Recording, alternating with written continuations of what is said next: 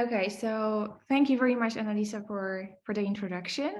And as you said, I'm Eva Szczurek. I'm from the University of Warsaw. And today I want to tell you about resolving the genomic, spatial, phenotypic, and cell type heterogeneity of tumor tissues. And before I start, I want to say that all of these models that I'm going to talk about were developed in our research lab, which is called computational medicine. So this lab is mostly focusing on AI method development. But always these methods that we develop are supposed to serve some important medical cause, or at least a cause that we find important. And then for the last years, we really focused on two types of methods. One of them was deep generative models, and another one was probabilistic graphical models. And all the models that I'm going to talk about today are in this field, in this area of probabilistic graphical models. And then in terms of our applications, it's always somehow about how to model and understand some medicine-related phenomena. And the really somehow major focus recently was phenomena related to tumor evolution and general tissue architecture with the focus on tumor tissues. But apart from this, sorry, we also develop methods for modeling of sensitivity of cancer cells to drugs. We developed methods for detecting synthetic lethal interactions of genes in cancer. We analyzed medical images. We have developed an approach for generation of antimicrobial peptides. And then during the pandemic, we contributed quite a bit to modeling of the COVID-19 epidemiology. But today I'm going to focus on this thing which is here in red. So this topic of tumor evolution, what happens in the tumor tissue in general in different tissues. Okay, so before I start this general topic, I really want to focus you on this aspect of heterogeneity. And I'm going to talk about this heterogeneity from the perspective of tumors because they seem to be super heterogeneous. So if you're not familiar with cancer research, you're going to need this to get what I'm going to talk about today. So when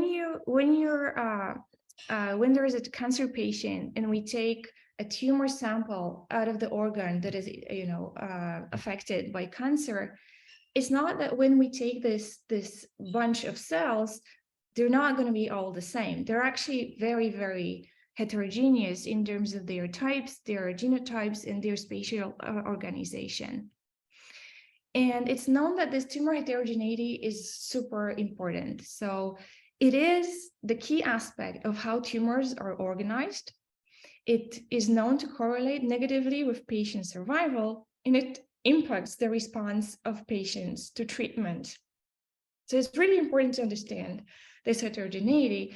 And what I want to get through here is that there are different levels of this heterogeneity. So the major level of heterogeneity is the one which is observed on the level of the genome. So all of this is there is one generative process behind this heterogeneity, and this is the process of evolution. So when the tumor starts, we have some affected cell, some altered cell, and it starts this entire subpopulation of its descendant cells that grow and divide and generate new generations.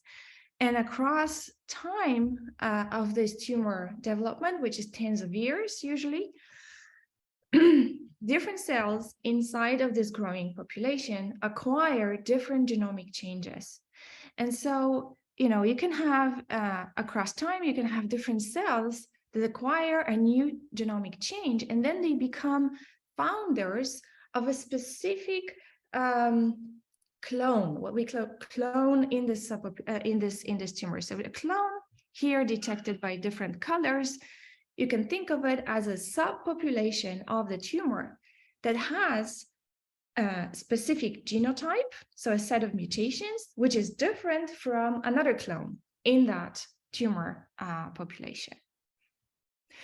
And so then when we, at a certain point of time, we have diagnosis and we take the tumor sample, we know that we have this tumor samples, this set of cancer cells can be divided into different clones. So these are the different colors.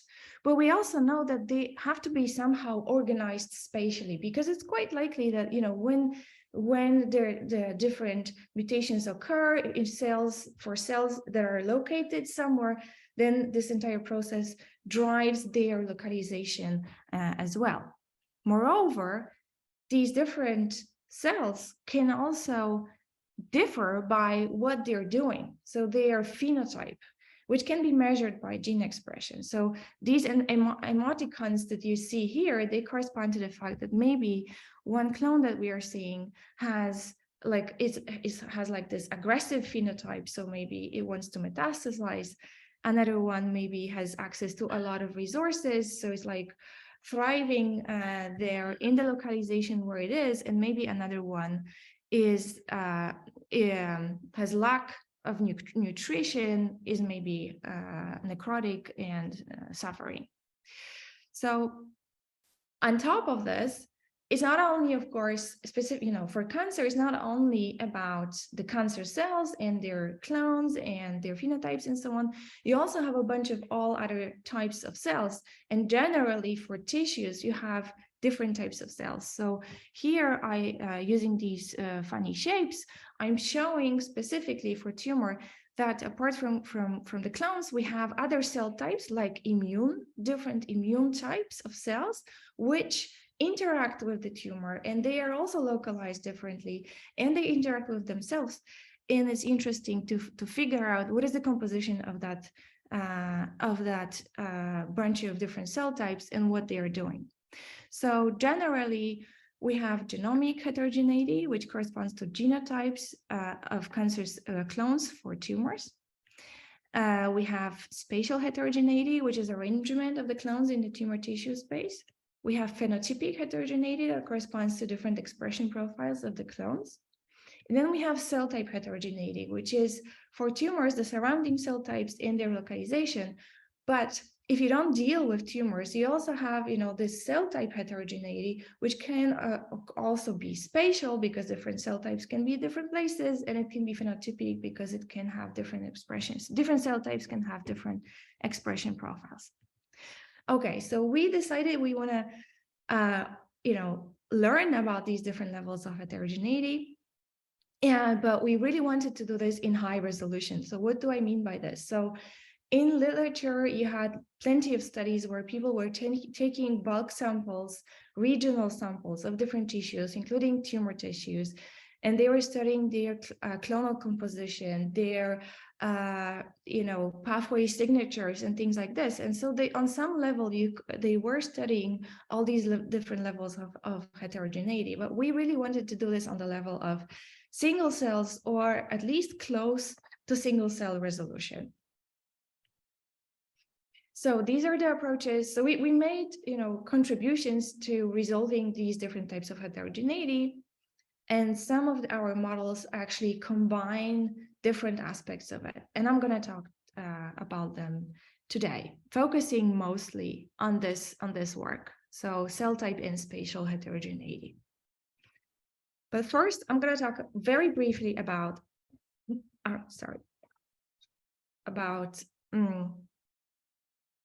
our approaches for resolving genomic heterogeneity. And this is work by PhD students, Senbai Kang and Magda Markowska. Okay, so first of all, I told you about this evolutionary process, which is behind the progression of cancer.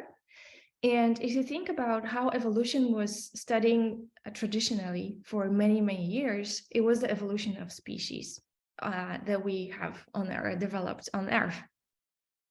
And so you were taking individual samples and learning the evolutionary trees.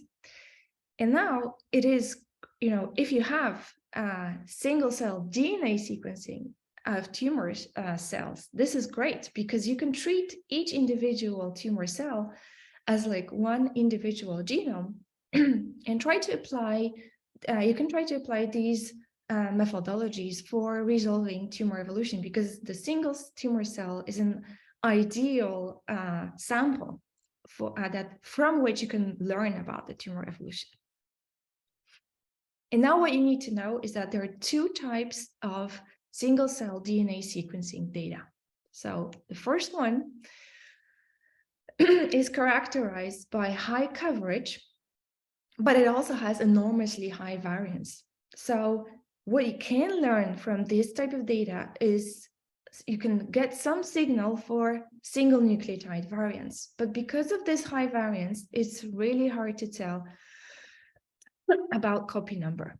And then at the same time, you have other types of data which are feasible for whole genome sequencing, but then they have super ultra low coverage, but also low variance. So they are like constant variance, but very low variance. But it is enough to call copy number, but you cannot call single nucleotide variants.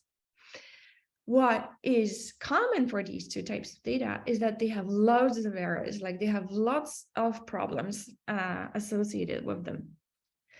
So what now, based on all this introduction that I gave you, is that we really need approaches to model tumor evolution to somehow benefit from the fact that we have these individual samples of single cells from DNA, single cell DNA-seq, but these methods need to account for all these problems, all these errors.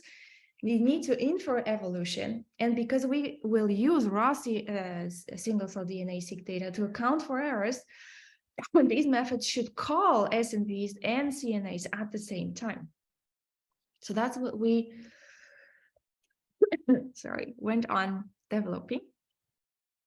And so the first approach that we developed, and I'm gonna very briefly introduce, is SIEV. So SIEV is an approach for modeling CNV evolution, and it is based on a classical phylogenetic model, but it is learned from raw single cell DNA sequencing data. So our input data is for every candidate variant site.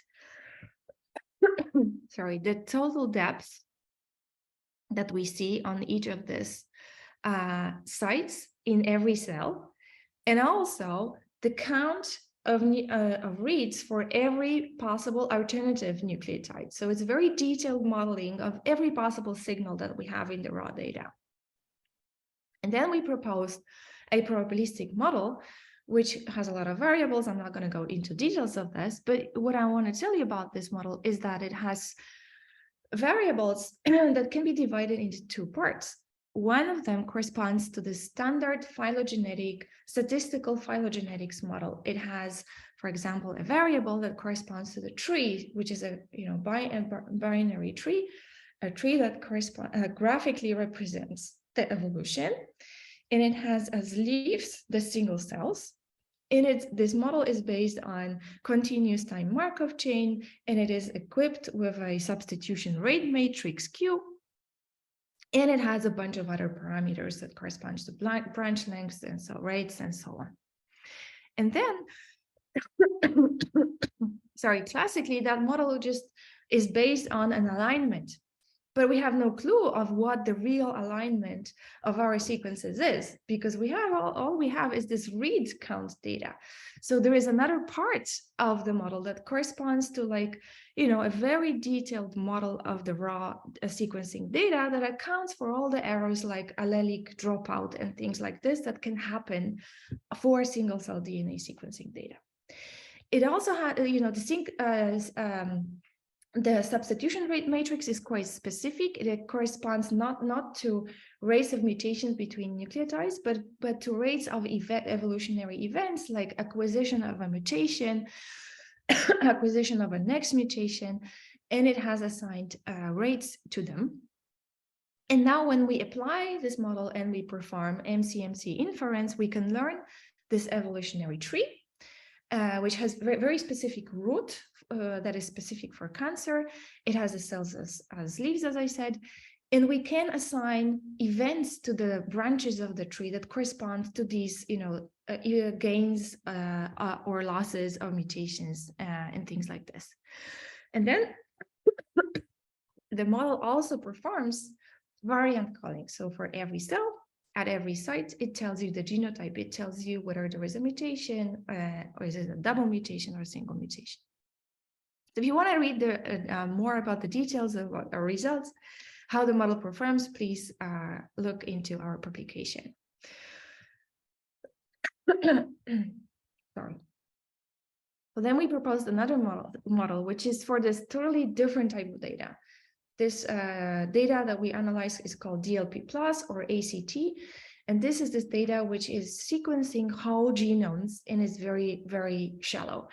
That data needs to be pre-processed first. So for input single cell data, we perform GC, mappability correction, normalization, and then we organize the data in such a way that for every cell and for every bin, we count reads. Why do we do this? So because the data is so incredibly sparse, you don't look at every single position anymore. You look at bins, which summarize the number of reads that mapped within that bin. And every bin is characterized by start position and end position, which are here presented by shapes.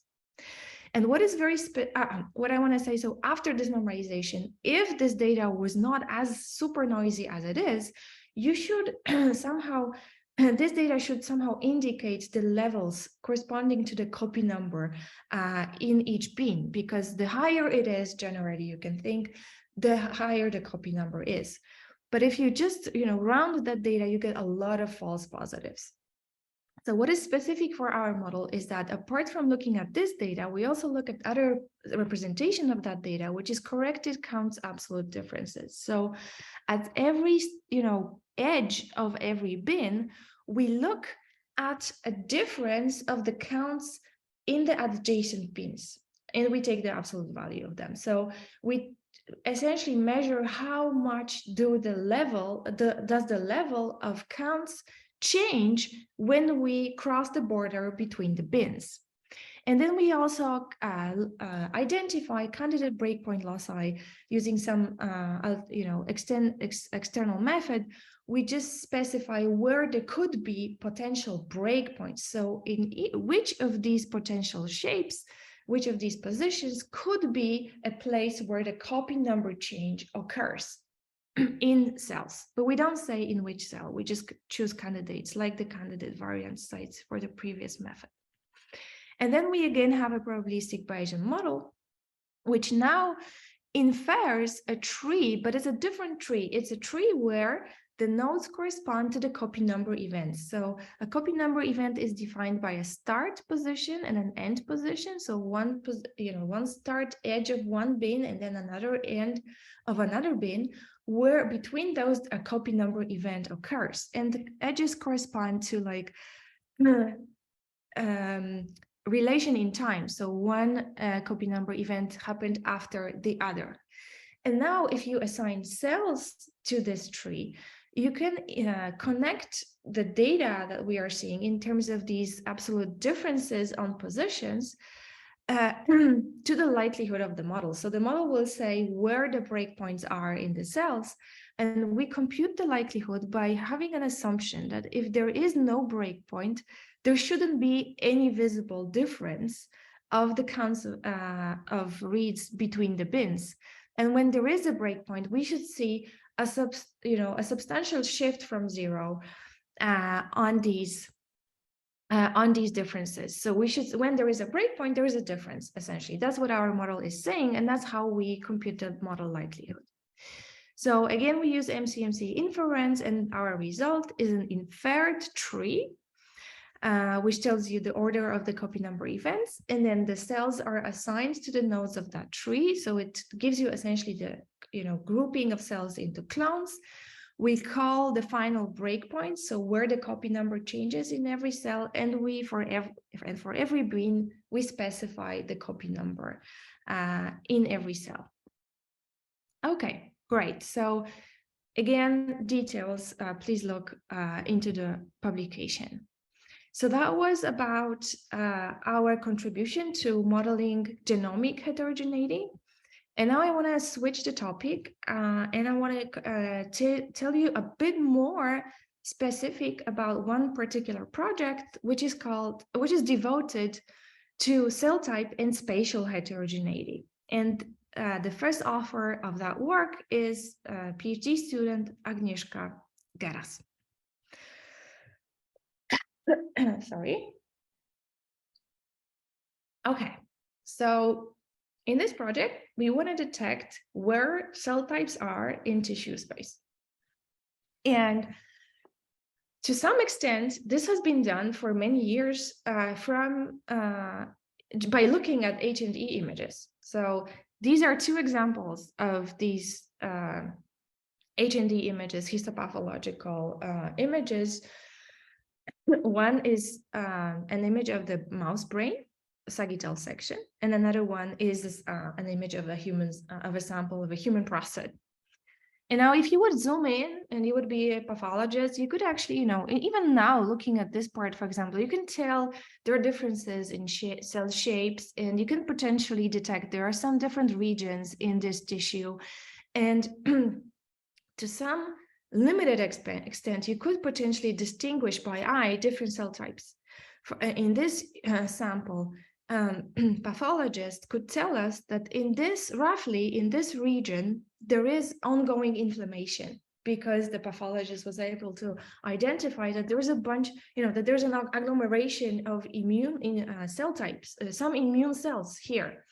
But from these images, we cannot tell the specific cell types, and we cannot tell their gene expression. At the same time, in the literature, you have an amazing agglomeration of knowledge about different cell types.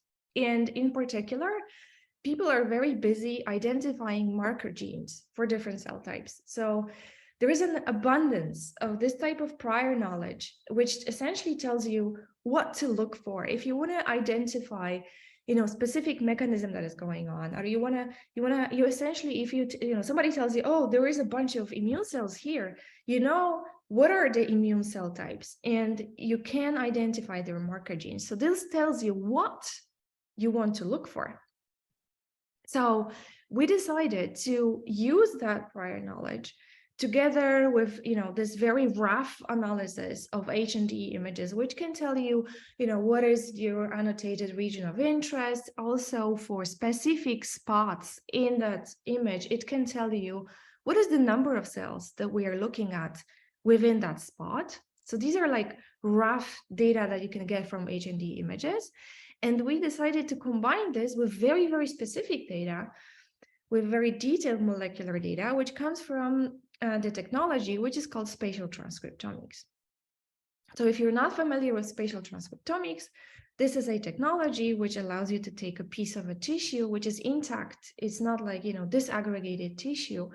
It's an intact tissue that you put on a slide, and there are spots which are, so there are spots that are localized on the tissue space. And for every spot, you get there is sequencing done, and you get gene expression measurement. So for every gene, and so for every X and Y, which corresponds to the spot, you get about thousands of genes there, which expression was measured. So in particular, for the set of spots here, S1, S2, S3, S4, that were annotated by somebody, some pathologist, as contained in a region of interest. And for every marker gene that we, identified in our prior knowledge, we can measure gene expression of that marker gene in that spot. And so based on that information, we want to learn cell types. But there is one thing more which you need to know, which is a problem of spatial transcriptomics. So I'm pretty sure you're familiar with this analogy or metaphor, which which tells you that if you look at single cell data, it's as if you were looking at a fruit salad. So because you have each individual cell sequence, you can look at every individual fruit in your fruit salad. While if you have bulk sequencing, this corresponds to as if you were looking at a smoothie where all these fruits are like blended together. So spatial transcriptomics is like a set of tiny smoothies, like mini bulk sequencing, because every spot in spatial transcriptomics is not a single cell. It's actually like tens of cells. So unfortunately, for every spot, you can have a mixture of different cell types. So for us, this is great because we're dealing with a beautiful mixture decomposition problem. We want to identify the composition, so the proportions of spots that are taken by each cell type. And this will allow us, if you divide every spot into the cell types, it will allow us to tell with pretty high resolution where the cell types are in the tissue. So we have proposed an approach where we, based on this, given prior knowledge about cell types and marker genes, and based on this marker gene expression in the selected spots of interest, we have a model called Celloscope, and this model performs this deconvolution. So for every spot, it tells you how much of the spot is taken by every cell type. And now, this is done by a probabilistic graphical model, which I'm going to explain very soon. But I want to emphasize that there is like an amazing flood of approaches that do a very similar task. So there are really like, I don't know, every day I open Twitter and somebody publishes a method that performs spatial transcriptomics deconvolution, or at least assignment of spots to some cell type. But there is something very specific about Celloscope. So Celloscope uses this prior knowledge, and it does not rely on additional data source, which is like single cell RNA-seq or bulk RNA-seq, or, I mean, most of these approaches actually have to, in order for them to perform, they have to have additionally single cell RNA-seq. And Celloscope does not have to have, does not need this. It relies on this prior knowledge, which is great because it also uses prior knowledge which exists. So I'm going to now tell you about this model, but don't be scared. It's just going to be very, very basic information about how the model works. So first of all, it is a probabilistic graphical model. So every entity in our, in the modeled reality, we represent using random variables. In this representation, every random variable is represented as a node, and their interdependencies are represented as an edge. And now the hidden random variables are white and the observed random variables are shaded. So because it's a complicated model, I'm going to leave out part of it, which is not, the most important part of the model. I'm going to just leave the most important part of the model. What I want to tell you is that there is a central hidden random variable that we want to infer. And that central hidden random variable is denoted HST. And this corresponds to the proportion of spot S taken by cell type T. So if we learn that, we're gonna solve the problem. And then the model assumes that there are additional hidden random variables based on which the observed random variables depend. In particular, we assume that a certain marker gene G has, because it's a marker gene for a cell type T, it will have an overexpression. So if we know that the gene is a marker gene, it will have an increased expression in its cell type, and the level of that increased expression is given by the capital lambda. This is something which is inferred. The model assumes it exists, but we learn the amount of it. There is also a baseline gene expression. Sorry, it's not overexpression, it's gene expression. So if you're not a marker, you have this baseline expression. If you're a marker for a given cell type T, in this cell type, you have overexpression. Then we have this observed random variable that corresponds to the marker status of gene G in spot S. It's 1 if the gene G is a marker for cell type T, and it's 0 if it's not. And so Based on this, we can actually compute the mean expression of gene G in cell type T. So if you know, sorry, not in cell type T, in spot S, I'm really sorry. So if you know the proportion of different cell types in that spot S, and their expression and overexpression, and you know which gene is a marker and which not, you can compute this mean expression of gene G in that spot S. Then we have a random variable that corresponds to the number of cells in spot S, and we have a technical parameter that corresponds to the overdispersion for gene expression of gene G. And finally, we have the observed variable, which is what you measure in spatial transcriptomics, expression of gene G in spot S.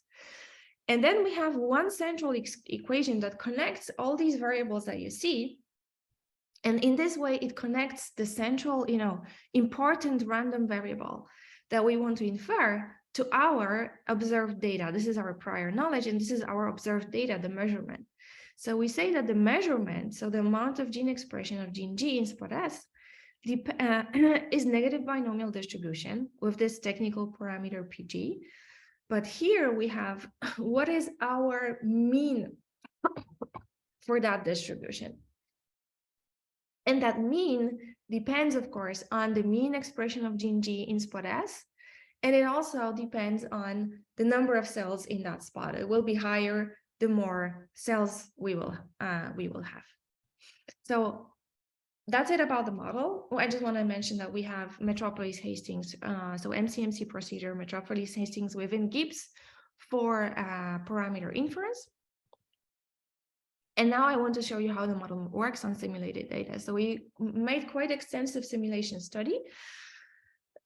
I'm just showing you part of it. So in particular, we investigated two different situations. One is the dense scenario where we have a lot of different cell types in one spot on average. And then a sparse scenario where we have just a few cell types per one spot. And then we investigated a bunch of different versions of our model. So all these like shades of yellow and red is oscilloscope with something. Like this type of red, brick red maybe, is our actual default oscilloscope. And then you have different versions of like how difficult it is for the model or how easy it is for the model to perform. In particular, I want to show you that brown is a oscilloscope where we tell the model the variable lambda, and the variable lambda, I'm sure you remember from the previous slide, is supposed to be level of expression of genes in different cell types. Okay, so if we give the model this information, this can help, but overall the model performs pretty well, and also it regardless of these different versions. And importantly, it also performs better than most of our versions, most of the time, perform better than our competitors. And our main three competitors are mentioned here: Stereoscope, RCTD, Spatial WLS. And what I want to mention about these competitors is that these are these types of models that use additional data in the form of single-cell RNA-seq. In this simulation study, we did not simulate these additional data, but we know what these models use this information for. They actually use it to set the values of their corresponding variables, which correspond to the lambda level, so to the level of expression of genes in single cells. So in order to be able to compare them and also to give them like a helping hand, so to give them more information than we actually have, we gave them the true values, the simulated true values of gene expression of genes in different cell types. So these models actually are now compared, but they have a handicap. So they have an advantage immediately because they know these true values, and we have to infer them apart from the place where we actually are given the true values. We also compared to another approach, which is called cell assign. This is on this right-hand side. So here, sorry, I didn't say what is on the y-axis. So here on the y-axis, you see the average error across spots and cell types in terms of inference of this proportion of spots taken by different cell types. So the lower this is, the better. And then here is actually the other way around. So here we just focused on the ability of the model to infer what is the dominating cell type for each spot. And this, the higher it should be, the better. And we are comparing, our previous models like Oscilloscope and then the competitors, but also we compare to Celestine, which is a model which treats does not perform this deconvolution of spots. It assumed it was actually originally developed to assign single cells to cell types, but now we use it in order to assign every spot to a cell type. So we treat each spot as a homogeneous spot. And so this, the poor performance of Celestine here does not mean that Celestine does a bad job in assigning single cells to types. It just means that it is a bad idea to assume that every spot is homogeneous when it's actually not. So it is very important to perform this mixture decomposition. And now I want to show you how the result of using this oscilloscope model for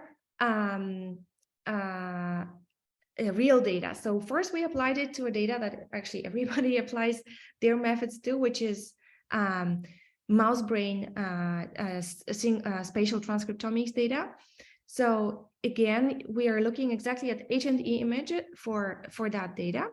And this is the result of using oscilloscope for this sample. So a very dark pink corresponds to high fractions of that particular. So the cell types here are named on the top of every image.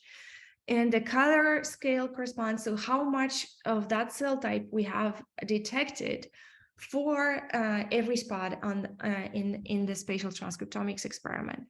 So you can see that, actually what you should know is that mouse brain is a pretty well-structured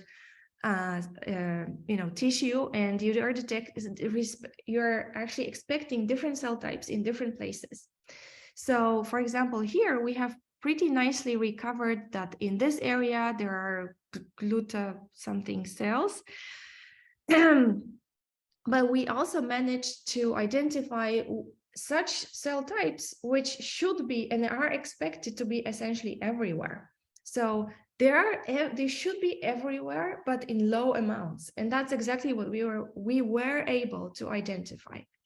And then when we compared again to Celestine, which forgets about this mixture, it was able to nicely detect the spatial structure, the spatial architecture, but because it assigns every spot to a single type, it is unable to find, the detailed composition in high resolution of the different cell types. It also ignores some cell types.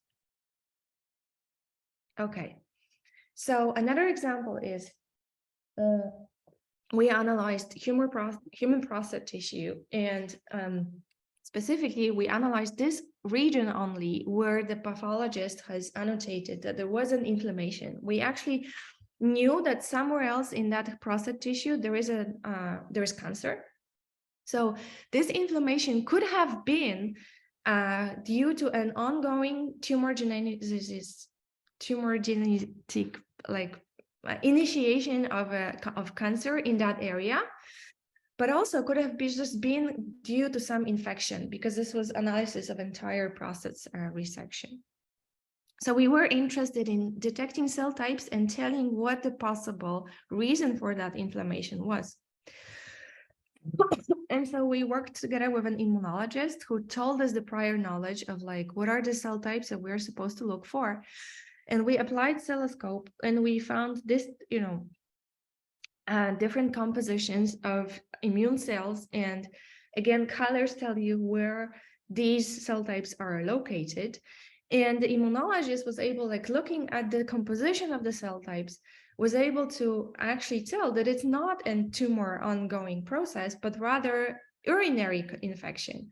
And then we looked together with, we went back to the H&D, and pathologist was able to detect that there is some urinary tract pretty close, and that hypothesis is actually very likely.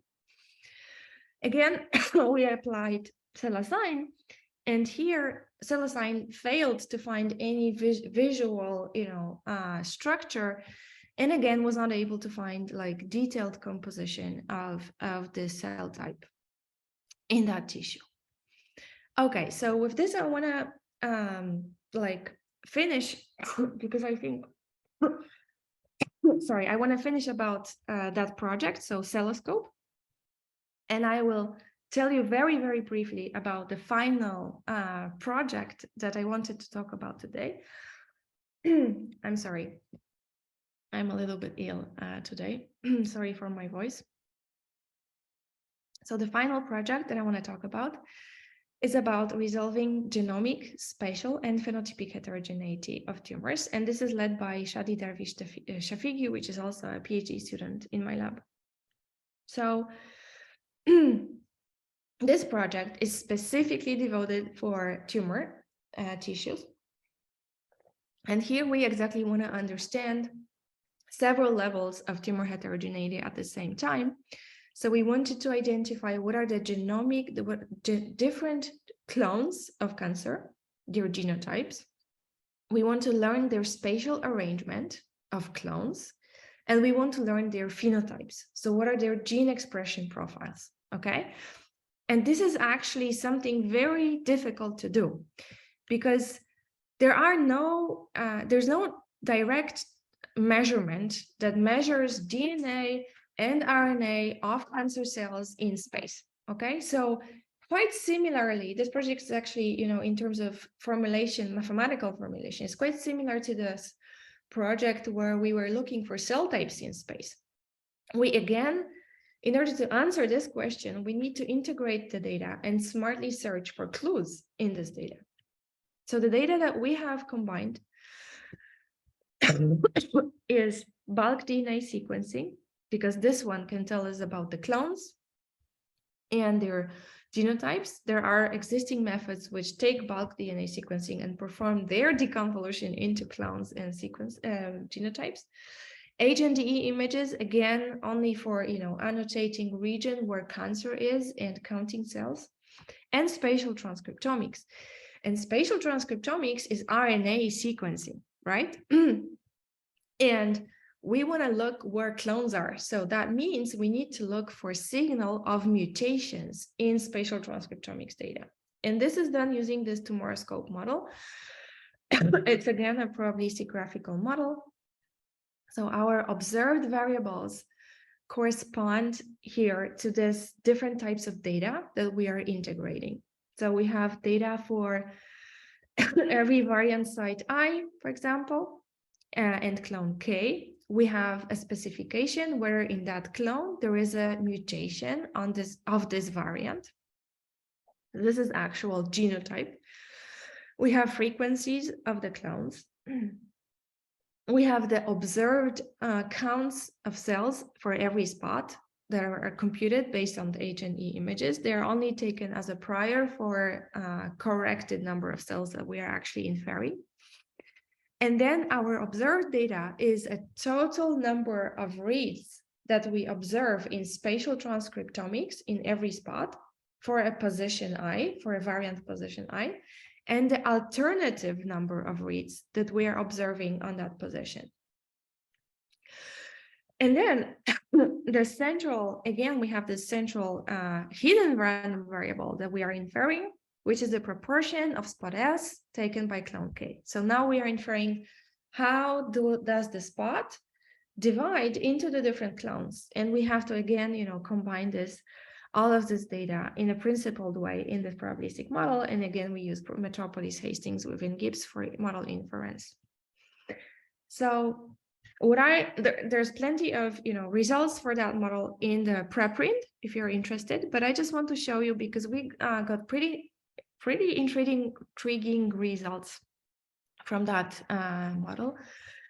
So we applied Tumoroscope to deconvolute spatial clonal composition in a breast cancer, so breast sample. So we took from a breast cancer patient a sample, or actually 3 samples, sorry. There were regionally separated samples and they were given for bulk DNA sequencing, H&E imaging, and this spatial transcriptomics. And using the bulk sequencing, we inferred the different clones and their genotypes. So here you have for every clone the mutations that it carries. One of them is a normal clone. It just corresponds to healthy cells that you have in that tissue. And the more blue it is, the sort of more alleles of that variant are mutated. And then, as I said, we had 3 samples, 3 sections. Sorry. And we had H&E images for them. So expert pathologists annotated regions of these sections where they were saying, okay, here there is a really strong domination of cancer cells in these regions. And then for every of the 3 sections, we actually took 2 spatial transcriptomics samples, and we analyzed them using spatial transcriptomics. So that's why for every of the 3 images, we have actually 2 spatial transcriptomics samples. So altogether, we have 6 spatial transcriptomics samples, and we have 7 clones. And what you're seeing here is the result of application of Tumoroscope to that data. So the more bright the color is, the more spots are taken by each clone, okay? So now you are essentially seeing where in the tissue space the clones are, which is for us really exciting to see. But we found pretty peculiar behavior, and that was actually confirmed in a prostate sample, which was a completely different patient, of course, and a completely different study. So we could detect such clones that appeared concurrent in space. And that was actually, these are really regionally separated. And actually, the 2 sections within one region, they could have a different composition of the clones. But what was quite consistent was that across the different sections, clone 2 tended to co-localize in space, to be concurrent in space with another clone, which I cannot see because clone 6. And then we also found such clones which were mutually exclusive. So there were clones like 3 and 6 that never occurred together in space. So in an area where there was a lot of clone 6, there was not a lot of clone 3, and vice versa.